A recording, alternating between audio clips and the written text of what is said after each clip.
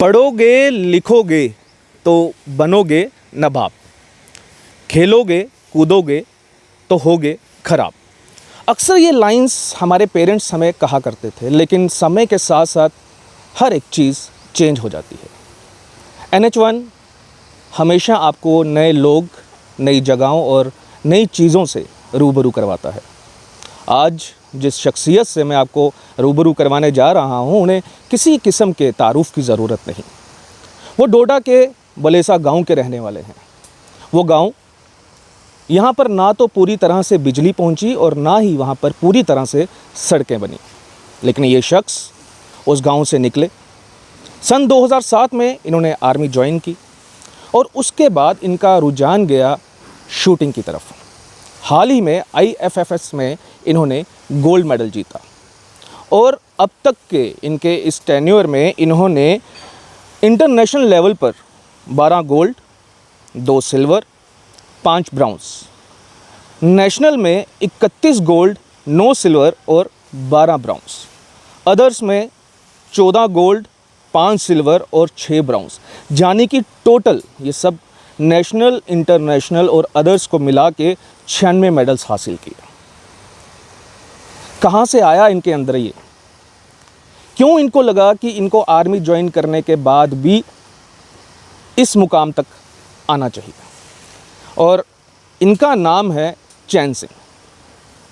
ज़्यादा वक्त ना लेते हुए मैं चाहूँगा कि हम चैन सिंह जी से जानें कि उनका ये सफ़र कब और कैसे शुरू हुआ। सर, NH1 में आपका बहुत बहुत स्वागत है। Thank you. मैं NH1 का शुक्रिया अदा करना चाहता हूँ जो मुझे ये मौका दिया आप लोगों के साथ इंटरेक्ट होने का। सर, 2007 में आपने आर्मी ज्वाइन की, ठीक है, और आर्मी ज्वाइन करने से पहले भी इंसान को काफ़ी मेहनत करनी पड़ती है और जब वो आर्मी में आ जाता है तो उसे लगता है कि अब मैं सिक्योर हूँ, अब मैं एक जॉब में आ गया हूँ। तो क्या ऐसी वजह रही जो ट्विस्ट आया आपकी लाइफ में कि आप इस शूटिंग के फील्ड में आए? 2007 में जब मैंने एक रैली अटेंड की थी आर्मी की, उसमें मैं जब सेलेक्ट हो गया तो बहुत खुशी थी मेरे को, क्योंकि जब मेरी फैमिली में कोई भी जॉब वाला नहीं था तब, अभी भी नहीं है। मैं ही एक अकेला पर्सन हूँ जो आर्मी में जॉब कर रहा हूँ। वन अर्निंग हैंड पर्सन हूँ मैं अपनी फैमिली में। तो बहुत खुशी का मौका था वो, जब मैं 2007 में भर्ती हुआ था फ़ौज में। फिर जो ये शूटिंग का जो कैरियर है मेरे 2007 के बाद भर्ती होने के बाद शुरू होता है। हाँ जी। तो जब मैं ट्रेनिंग में, हर आर्मी जो सेंटर्स होते हैं उनमें ट्रेनिंग में ये शूटिंग भी सिखाई जाती है। शूटिंग जो है एक इम्पॉर्टेंट पार्ट है फ़ौज का। तो जी, तो उसमें मेरी शूटिंग जो थी बहुत अच्छी थी। तो कमांडर लोगों ने मेरी शूटिंग देख के मेरे को स्पोर्ट्स में डाला, मेरे को ट्रेन किया और उसी ट्रेनिंग की वजह से करते करते आज 12 साल हो गए तो मैं इस फील्ड में आगे इसी में आप हाँ कंटिन्यू कर रहा हूँ। सर, एक माता पिता के लिए बहुत बड़ी बात होती है जब उनका बच्चा जो है किसी गवर्नमेंट जॉब में या आर्मी में सिलेक्ट हो जाता है। आप बलेसा के रहने वाले हैं, जहाँ पर तो मुझे लगता है कि मोबाइल भी पूरी तरह से नहीं चलता होगा, लेकिन जब आप ये मेडल्स लेकर अपने घर पर जाते हैं और जहाँ पर आपकी रिहाइश है, जहाँ पर आपके वही बचपन के दोस्त, आपके फैमिली मेम्बर्स, आपके पेरेंट्स जब देखते हैं तो उनके चेहरे पर किस तरह की खुशी होती है और क्या मतलब वो चाहते हैं आपसे कि आगे आप कितना बढ़ें? सबसे पहले तो मैं ये बताना चाहता हूँ कि इस मॉडर्न एज में, इस ज़माने में भी मेरा जो गांव है चंसर, भलेसा डोडा का रहने वाला हूँ मैं, वहाँ पे अभी भी कोई रोड, प्रॉपर रोड नहीं है, नेटवर्क, मोबाइल नेटवर्क तो है ही नहीं, नथिंग। जो इलेक्ट्रिसिटी का सिस्टम है वो भी कोई कंटिन्यू नहीं है, बहुत रेयर बिजली आती है वहाँ पे। फिर उस गांव से निकल के जब मैं यहाँ पहुँचा तो मेरा जो करियर है वो बहुत डिफ़िकल्ट रहा हुआ है। अच्छा। पूरा shooting as well as my personal career. Okay. तो बहुत सारी डिफ़िकल्टीज़ मैंने फेस की हुई है। मैं जब स्कूल जाता था, अभी भी मैंने बच्चे 5 से 6 किलोमीटर पैदल जाते हैं, पैदल आते हैं। मैं जो था, मैं 10 किलोमीटर पैदल जाता था स्कूल के लिए, फिर 10 किलोमीटर वापस अच्छा स्कूल के लिए, क्योंकि रोड नहीं है वहाँ पे। अभी भी वही हालत है। यानी कि आप अपने बचपन की बात सुना रहे हैं और आज भी इतने सालों के बाद भी यही हालात हैं वहाँ पे? वो 10 किलोमीटर से काट के 4-5 किलोमीटर कम हो गया बस। अच्छा। हाँ, 5-6 फिर भी रह गया। 5-6 फिर तो भी बच्चे आज भी पैदल जाके पैदल आते हैं। ये कंडीशन है मेरे गांव की। सर, एक चीज़ मैं आपसे ये जानना चाहूँगा कि हम अगर बाकी स्टेट्स की बात कर रहे हैं, अब तो हम यूटी में कन्वर्ट हो गए हैं, अगर हम बाकी स्टेट्स की बात करें तो वहाँ के बच्चों को बूस्ट किया जाता है पेरेंट्स की तरफ से कि तुम स्पोर्ट्स की तरफ जाओ, बिल्कुल क्योंकि गवर्नमेंट की तरफ से भी उन बच्चों को काफ़ी हेल्प रहती है, चाहे वो फाइनेंशियली हो, चाहे उनकी जो भी गियर्स की रिक्वायरमेंट्स हों वो भी फुलफ़िल की जाती हैं। तो आपको क्या लगता है कि हमारे जम्मू कश्मीर में ऐसा कुछ है? जम्मू कश्मीर में सबसे पहले तो स्पोर्ट्स का कोई इंफ्रास्ट्रक्चर अभी तक ऐसा बना नहीं है। और जो प्रीवियस गवर्नमेंट थी उनको भी मैंने बड़ा फोर्स किया, फिर गवर्नमेंट चेंज हो गई, अब तो यूटी बन गई, तो न्यू गवर्नमेंट है, गवर्नर रूल्स हैं। तो हमको प्रेजेंट गवर्नमेंट से बहुत सारी उम्मीदें हैं। ये हर स्टेट जैसे हर स्टेट में जो ये स्पोर्ट्स का बहुत बड़े लेवल पे इंफ्रास्ट्रक्चर सेटअप है, स्पोर्ट्स पॉलिसीज़ हैं, फाइनेंशियली स्पोर्ट्स पर्सन बिल्कुल सिक्योर है, तो सेम वैसी ही जम्मू में जब बन जाएगा, होना चाहिए ये बिल्कुल डेफिनेटली, तभी स्पोर्ट्स जो है जम्मू में उभर के ऊपर आएगा। नहीं तो जब स्पोर्ट्स पर्सन कोई सिक्योर ही नहीं है, अपने आप को सिक्योर नहीं कर पा रहा है, फैमिली को सिक्योर नहीं कर पा रहा है, तो वो एक्सपेंसेस पूरे कहाँ से करेगा? तो ये सारी चीज़ें बहुत मैटर करती है। तो गवर्नमेंट को ये बिल्कुल प्रॉपर तरीके से इस पे ध्यान देना पड़ेगा। बिल्कुल सर, आपने इंटरनेशनल लेवल पे रिप्रेजेंट किया है कंट्री को, तो क्या ये सब चीज़ें आपको भी फेस करनी पड़ रही हैं? बिल्कुल डेफिनेटली, आपने देखा कितने सारे मेडल्स लिए हैं मैंने। तो गवर्नमेंट ने आज तक मेरे को, हालांकि मैंने आर्मी से ही जो कुछ भी किया है अभी तक, मैं अपनी सैलरी से ही निकाल रहा हूँ, आर्मी जो ऑफिशियल सपोर्ट करती है उससे मैं कर रहा हूँ ये अपने सारे practice and all preparation Olympics के लिए, Asian games, Commonwealth games, world cups. पर जहाँ तक Jammu Kashmir government, state government का सवाल है, अभी तक ऐसा मेरे को फाइनेंशियली कोई सपोर्ट मिला नहीं है।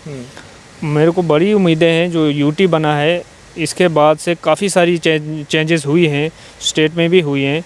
तो एडवाइज़र साहब जो हमारे फ़ारूक खान साहब हैं, उन्होंने भी बोला हुआ था कि हम इस पे काम कर रहे हैं, तो डेफिनेटली कुछ ना कुछ करेंगे इस स्पोर्ट्स के बारे में। सिंह साहब, कई बार आपकी लाइफ में ऐसा होता होगा कि आपके जो दोस्त हैं या जो आपकी सराउंडिंग में रहते हैं, जो स्पोर्ट्स लाइफ में नहीं है लेकिन आना चाहते हैं, तो जब वो ये आपसे सवाल पूछते होंगे कि क्या आपको मिला क्या, एट द एंड मिला क्या? मेडल आपने जीता, आपने मेहनत की, आपने मेडल जीता, पर आपको क्या मिला गवर्नमेंट की तरफ से? तो जब आप यही जवाब उन बच्चों को या उन लोगों को देते हैं, तो क्या वो हताश होते हैं? बिल्कुल सर, ये तो सबसे इम्पॉर्टेंट क्वेश्चन था आपका, और ये एक ऐसा क्वेश्चन है जो हर स्पोर्ट्समैन मेरे से पूछता है या आम आदमी भी पूछता है। जब मैं मेडल लाता हूँ, नाम शोहरत ये सब ये तो ठीक है, पर सबसे पहले उनका क्वेश्चन होता है, भाई गवर्नमेंट ने कुछ करा, कुछ दिया, कुछ क्या हुआ? आप मेडल लाए, हुआ क्या? जैसे बाकी स्टेट्स में हो रहा है, आपको क्या हुआ?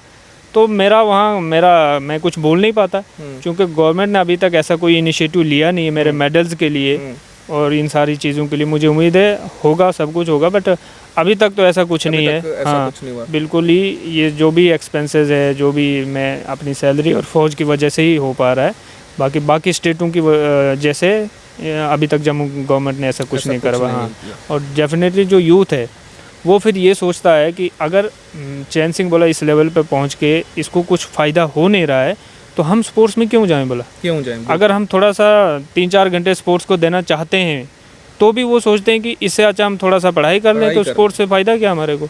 ये बिल्कुल बहुत बड़ी बात है चैन सिंह जी ने जो भी बताई कि काफ़ी ऐसा टैलेंट है हमारे जम्मू कश्मीर में जो सिर्फ इन्हीं वजहों से आगे नहीं आता। वो यही सोचता है कि स्पोर्ट्स में जाके 3 से 4 घंटे बर्बाद ही कहूँगा मैं, बर्बाद करने से बेहतर है कि मैं पढ़ाई कर लूँ या मैं किसी और काम की तरफ तवज्जो कर लूँ। सिंह साहब, सन 2016 में आपने रियो ओलंपिक को रिप्रेजेंट करना था ब्राज़ील में, और अचानक आपकी तबीयत ख़राब हो गई थी, और उस समय इंडिया के प्राइम मिनिस्टर ने खुद ये कामना की थी कि अब जल्द से जल्द ठीक हो जाएं और इंडिया को रिप्रेजेंट करें। वो पल खुशी का कैसा था? बिल्कुल, ये थोड़ा सा अनफॉर्चुनेट था मेरे लिए तब 2016 में, जब मैं कंट्री को रिप्रेजेंट कर रहा था ओलंपिक्स में। तो ओलंपिक्स के मेरे मैच से पहले कोई 10-15 दिन पहले मैं बीमार हो गया था, हॉस्पिटलाइज हो गया था।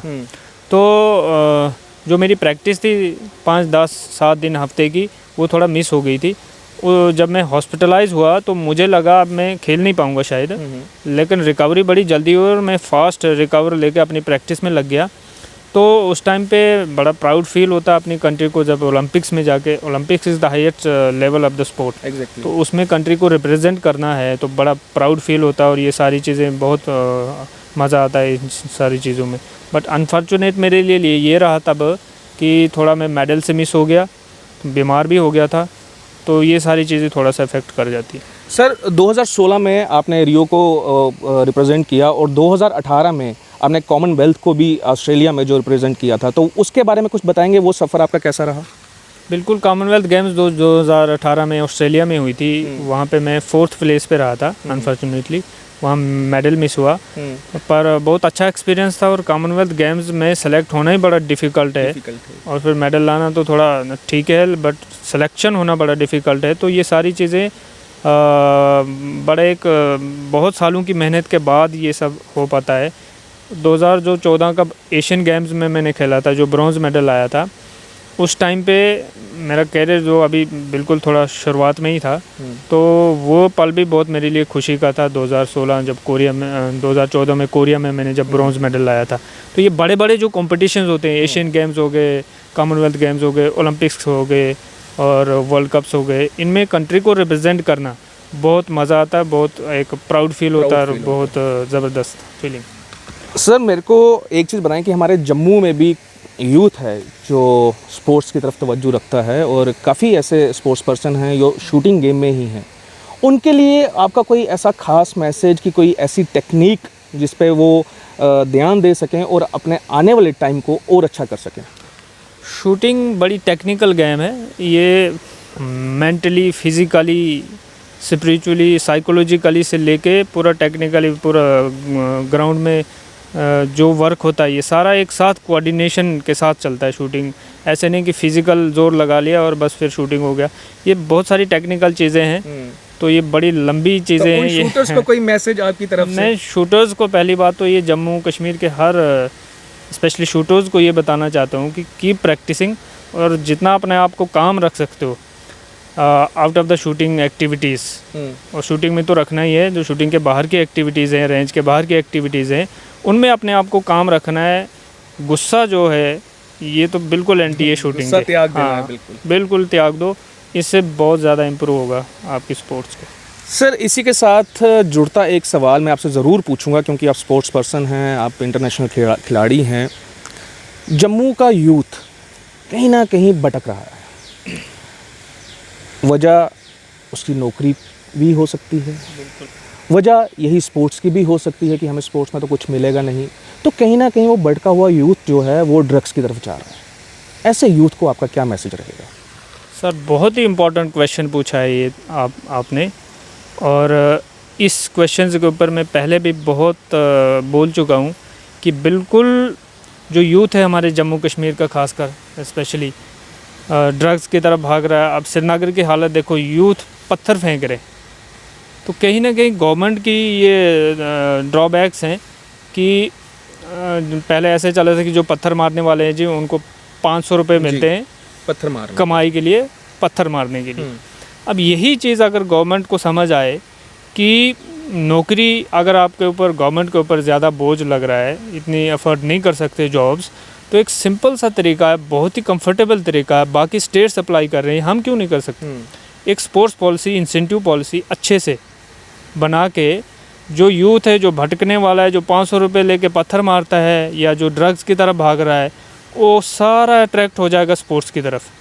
वो खेलेगा, जब खेलेगा उसको लगेगा मैं मेडल लाऊंगा, मेरे पास कुछ आएगा, मैं सिक्योर हो जाऊंगा, मैं फैमिली को सिक्योर कर पाऊंगा, मैं अपना नाम कर सकूंगा, पेरेंट्स का नाम कर सकूंगा। तो ये बहुत बड़ा स्टेप होगा गवर्नमेंट की तरफ से। पूरा जम्मू कश्मीर का यूथ जो है एक पूरा ही अच्छे वाले और बहुत ही डिफरेंट ट्रैक पे आ जाएगा। थैंक यू सर, आपने वक्त निकाला और NH1 टीम को आपने समय दिया, आपका बहुत बहुत शुक्रिया। और हम उम्मीद करते हैं कि आगे भी आप इसी तरह से मेडल्स लाते रहें और इंडिया को रिप्रेजेंट करते रहें। तो ये थे हमारे साथ इंटरनेशनल प्लेयर चैन सिंह जी, जिन्होंने अपनी सारा बताया कि उनका कैसे और कब ये सफ़र शुरू हुआ।